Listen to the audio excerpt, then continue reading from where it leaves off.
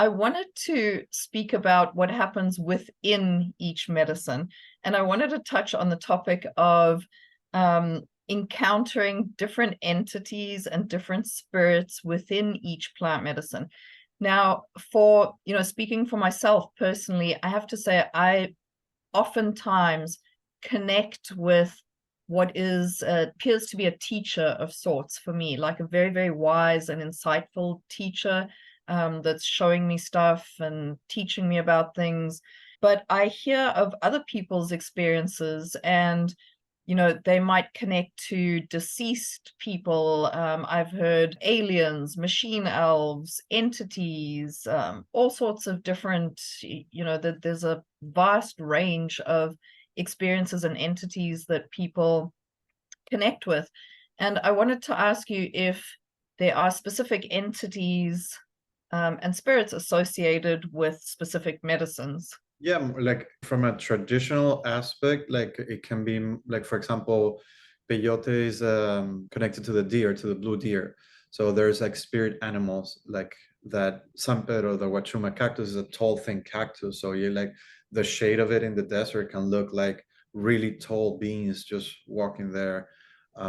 Mushrooms, they call them the flesh of God or the holy kid, the holy children, the Niños Santos, they call it. So they can be portrayed as like elfish type of like foresty creatures. Ayahuasca has this sense of this old lady, like so, but it all comes down like to stories and to traditions and how those have been shared throughout the thousands of years where these ones have been used, but it all comes down to how that person experienced it. So those entities or those descriptions are ways to explain something that is not explainable, and that's my personal perception. And we can talk about Los Niños Santos and the holy kids, and we can talk about the blue deer and everything with much respect and reverence, but these are essentially stories that have been shared throughout the generations that keep the tradition alive. So whatever you gravitate towards to is what's going to make sense to you. And if there's an entity that maybe wasn't based on any tradition, but it speaks to you and it helps you navigate those waters, that's also perfect. Like my experience with ayahuasca can be completely a different experience to ayahuasca that you had. It doesn't make mine right and yours wrong. Yours can really feed mine.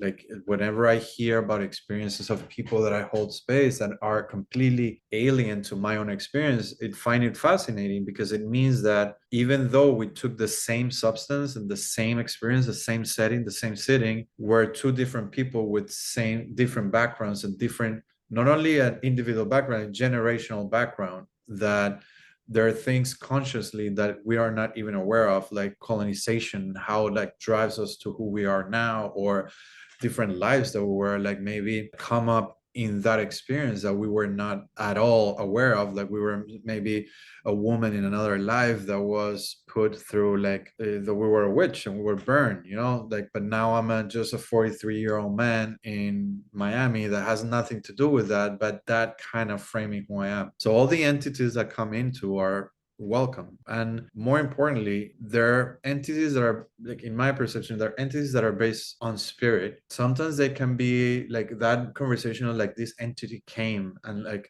spirit came and it wasn't invited. We have to remember that even though we're flesh and bone right now, we're spirit as well, so we have a say in how spirit, in like, we connect with spirit. So we are co-creating with these entities. They're not kidnapping us. They're not taking us to their own, to whatever they wanted to do with us.